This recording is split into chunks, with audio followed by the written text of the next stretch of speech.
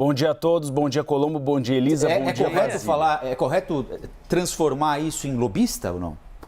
Era uma espécie de lobista, abria portas do Palácio do Planalto para a Davat Supply. Inclusive, ele surgiu no depoimento de Luiz Dominguete, aquele cabo que prestou primeiro depoimento a respeito da Davat Supply, do fornecimento daquelas doses de vacinas da AstraZeneca, sendo que a Davat Supply não tinha autorização de Oxford para vender essas vacinas, ou seja, não tinha essas vacinas, mas vendia essa promessa.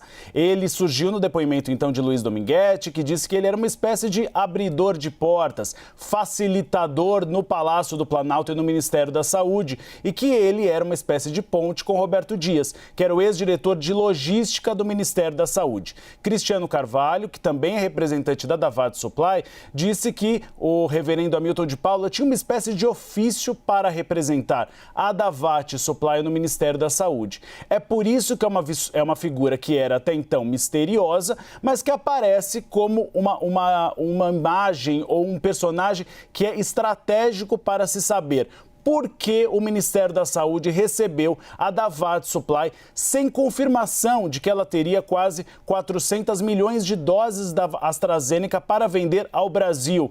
O que tinha por trás disso? O reverendo Hamilton sabia desse eventual pedido de propina de Roberto Dias a Luiz Dominguete para vender essas vacinas, $1 por dose? Então é um depoimento considerado estratégico nessa linha de investigação da Davat Supply. Mas antes desse depoimento, Colombo, nós teremos uma sessão que promete ser bastante calorosa em relação à votação de requerimentos. São 135. Ontem, houve uma reunião na casa de Omar Aziz para discutir o que se fazer. 3 pontos foram os mais polêmicos nas discussões, segundo os senadores com quem eu conversei. O primeiro deles, o requerimento que pede o afastamento de Mayra Pinheiro, secretária do Ministério da Saúde, que foi aquela que viabilizou o Tratikov, aquele aplicativo que acabava recomendando tratamento precoce para quem tinha coronavírus. Este requerimento deve ser votado, houve consenso na reunião de ontem. Mas houve um outro requerimento em que não houve consenso, que é em relação à convocação do ministro da Defesa, Walter Braga Neto. Houve uma divisão muito clara dentro do G7. O que se convencionou? Colocar esse requerimento para ser votado. Caso seja aprovado, o depoimento de Braga Neto não será marcado agora, será marcado mais para frente. Por quê, Colombo? Porque há um receio de que soe como uma provocação. Porque Walter Braga Neto, recentemente, junto com o comando das 3 forças, eles fizeram uma nota criticando o presidente da CPI da pandemia, Omar Aziz. Então, o que se considera é que ainda há um clima muito quente em relação a isso, pode soar como uma espécie de revanchismo. Então, vota-se hoje, caso aprovado, esse depoimento seja marcado lá para o início de setembro. E há uma novidade em relação a outro requerimento, aquele apresentado pelo relator Renan Calheiros, de quebra de sigilo da Jovem Pan.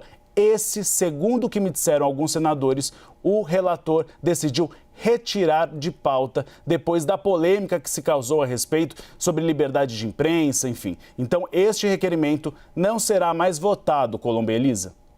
Basília Rodrigues, tivemos aqui então Gustavo Uribe nos explicando um pouquinho mais do perfil do nome protagonista do dia de hoje, dessa retomada da CPI da pandemia, também destrinchando quais serão os requerimentos analisados. A gente quer ouvir você também. O que devemos esperar para essa retomada de CPI da pandemia? As mesmas posturas de sempre por meio dos senadores e seus questionamentos ácidos, Basília?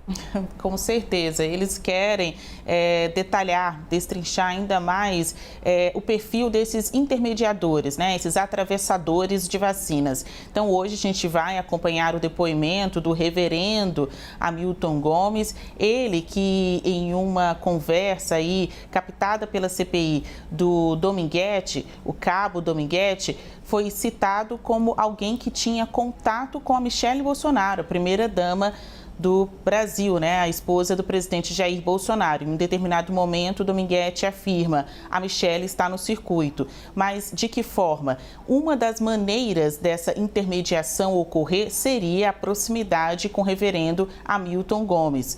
isso vai ser questionado. Eu perguntei agora de manhã a alguns senadores que fazem parte ali da cúpula da CPI se eles irão perguntar ao reverendo Hamilton Gomes qual a relação, qual o relacionamento que ele tem com a primeira-dama. E um senador disse que sim, que fará esse tipo de questionamento. Outro intermediário nesta circunstância, nessa situação toda, é um Instituto Força Brasil, que se apresenta nas redes sociais como um instituto bolsonarista.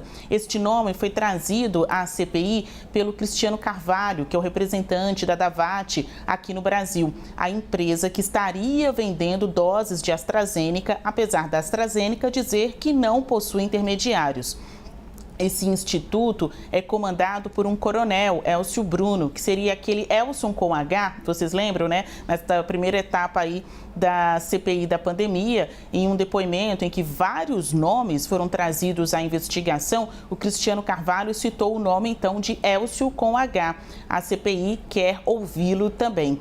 Um dos objetivos de tantos depoimentos, já que para boa parte dos integrantes ali da comissão está claro que havia um esquema de corrupção, um esquema de privilégio na venda de vacinas, é entender quais os critérios que definia a chegada desses intermediários ao Ministério da Saúde. Se havia um interesse econômico ou se havia um interesse ideológico. Por que este vendedor é recebido e este outro não? Por que a Pfizer leva mais de 100 dias para receber um retorno por e-mail do governo federal e um mero vendedor de vacina que nem vacina tem e nem é da área da saúde consegue bater a porta do Ministério da Saúde e ser recebido? A gente vai prestar atenção também na sessão de hoje, já que há muitos requerimentos na pauta, para saber o que vai acontecer com o depoimento do líder do governo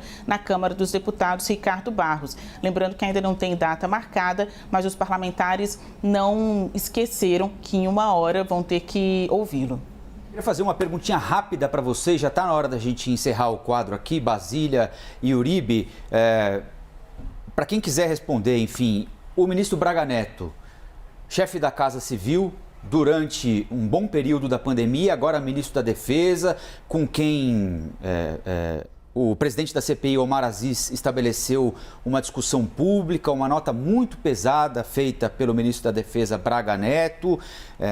Ele não seria chamado como ministro da Defesa, evidentemente, mas na condição de ministro-chefe da Casa Civil e coordenador daquele grupo de crise montado pela Presidência da República para lidar com a pandemia. Ele vai à CPI ou, pelo menos, vão apresentar requerimento para convocá-lo, ou essa possibilidade de parecer uma provocação às Forças Armadas pode fazer com que os senadores deixem esse requerimento na gaveta? Esse requerimento foi discutido ontem, nessa reunião que terminou altas horas da noite aí da cúpula da CPI na casa do presidente da comissão, Omar Aziz.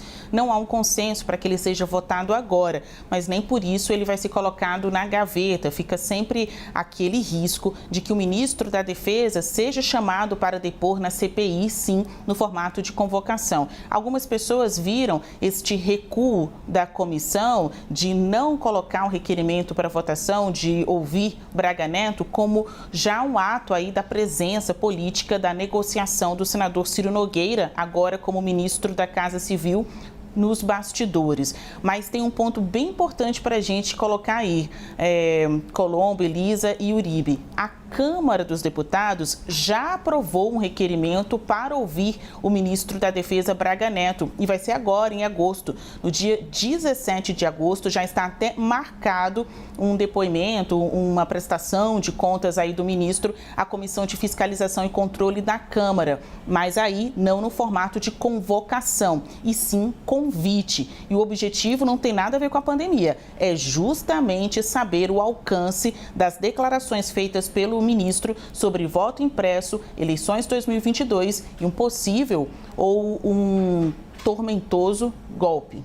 Quer arrematar rapidinho, Uribe? Não, é por isso, a Basília falou corretamente. Como há esse depoimento agora em agosto, há um pouco de receio da convocação dele neste momento. Inclusive, o próprio Omar Aziz, segundo alguns senadores com quem eu conversei, é contra essa convocação agora de Walter Braga Neto. Eles acham que é melhor esperar um pouquinho mais.